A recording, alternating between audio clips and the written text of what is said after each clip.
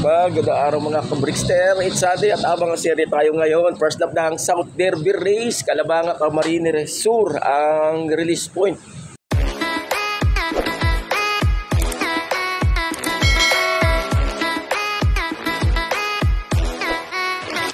Okay, at 7:32 na. At kaangat lang natin dito sa ating load guys. Medyo masama tama ni Brickster, inabot Dorado Ilong at saka may konting lagnat ang gara. Kaya pasensya na sa boses ko ngayon at ang hirap pag salita. Ayan nga pala, si Kalawit na sana at nag-PM na sa akin si Bro Alan Solomon. Dadaan daw ngayon at para pick upin si Kalawit. Yung bumalik kahapon guys. Mangingitlog na kasi yun eh. Ayan, si Kalawit, ang kanyang paborong pwesto. Kung kunting ka na guys, bagong amo mo babalikan na rin sa bundok. Mabait si Kalawit. Ibabox na lang natin. Meanwhile, ayun na guys si Bro Alan. Ayan, may bicycle yan sa kanila dyan sa bundok. Ano na? Wala na pala yung sesok ko. Ito na lang. Ha? Babalik at babalik talaga to. Malapit na tumang itlog eh. Maganda hipo. Ang ganda na hipo niya. Paitlog na yan. Nalagaan mo na Gano'n siya, naghahakot na na. Oo. Ting. Magaling sila mag-alaga ng inakay nila. Hindi sila yung nabubugukan o yung hindi fertile yung itlog. Ano anak ko raw. Pakain siya, iniwanan niya ng saglit. Wala si Batya, huwit na gano'n yan. Ang isa, panay daw ang bangga. Gusto sumunod nung lalaki. Yung kako, hindi, muna, paano kasi masisira. Baka mamaya yung pag-iitlog niya ay mabitin. Mapaitlog ko lang ito, makakuha ko lang yung Hindi ako kaya, nalaga mo dire-diretso. Speedbird ng mga lahin yung dalawang yan eh. Sige. Okay. Kalingatong ko, nakatid ako kanina eh. Yan mo lang rin, baka kasi bigla pumiglas na Sige, mag-aabang din ako. Paano kasi, first lap ng derby ngayon eh. Calabanga eh, Camarines Sur. Oo.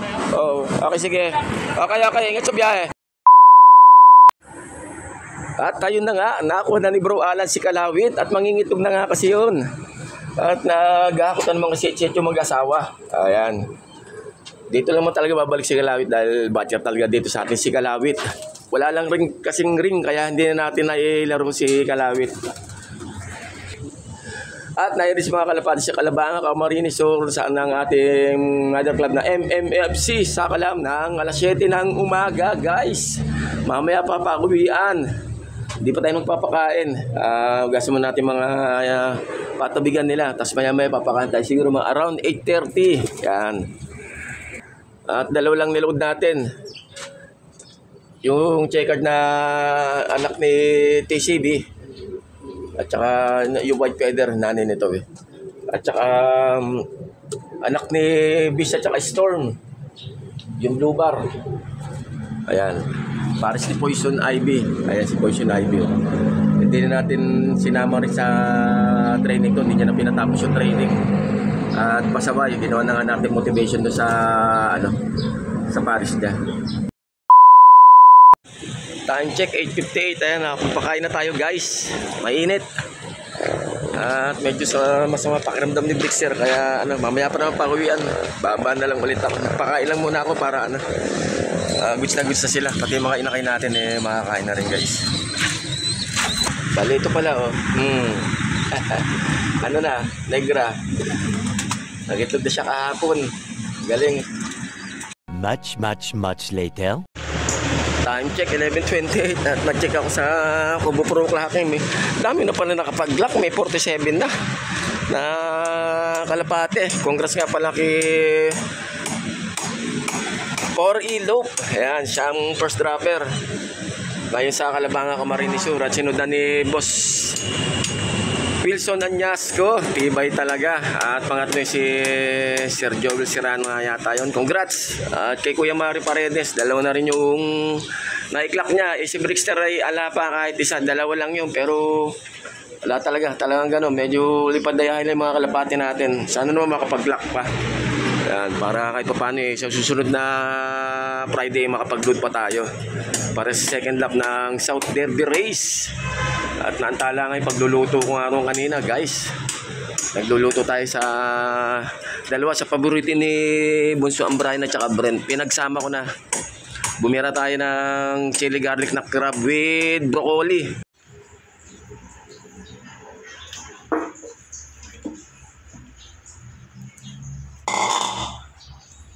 Nakakita ko kay Ate Christine ng broccoli na himay na guys. At walang kadaya-daya, tamang natural, walang halong daya. Talagang broccoli na siya. Hindi yung nakabalot sa mga dahon-dahon, mga tangkay ng broccoli. At maliit lang pala makukuha mo ron. Yan. 50 pesos ang balot pero madami siya guys. Maya-maya pa na makakain dalawang junakis ko. Hintay-hintay pa tayo ng ating kalapati. Baka anytime may bigla nang may lumapag dyan. Siya nawa.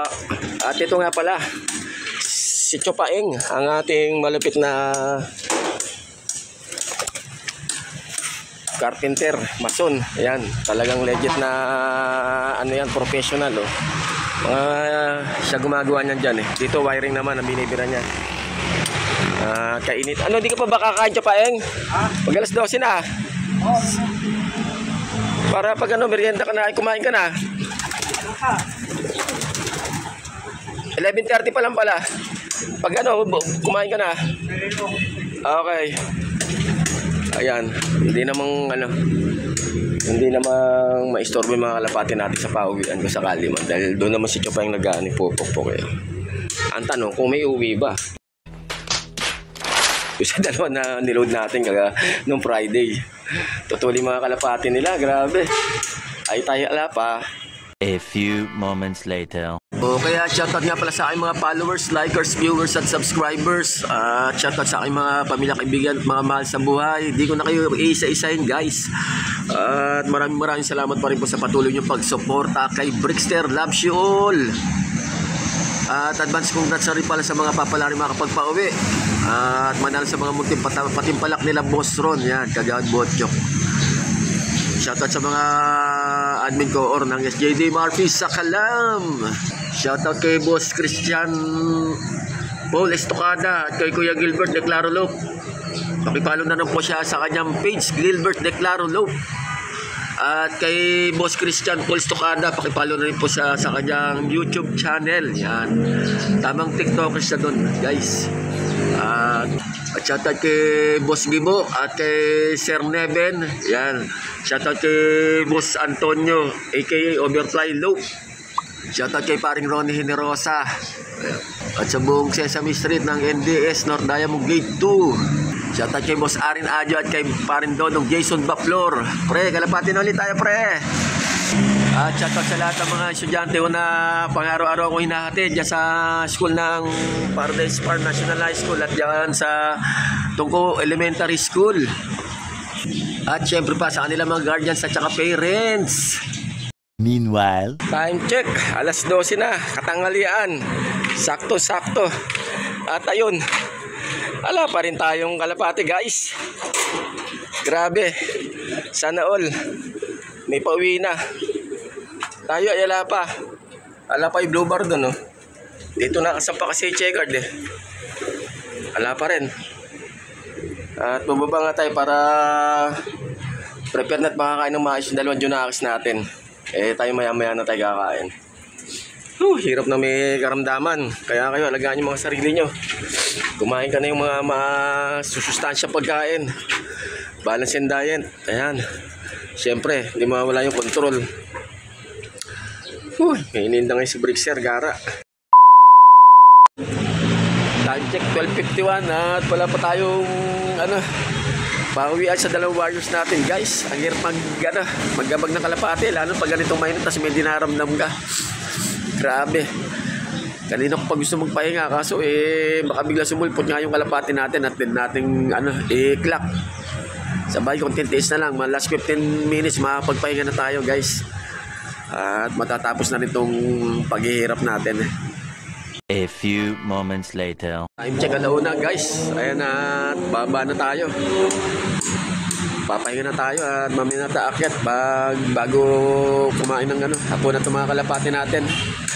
First lap, iyak ka agad. Ang puwatsa, awit. Naman, grabe talaga oh.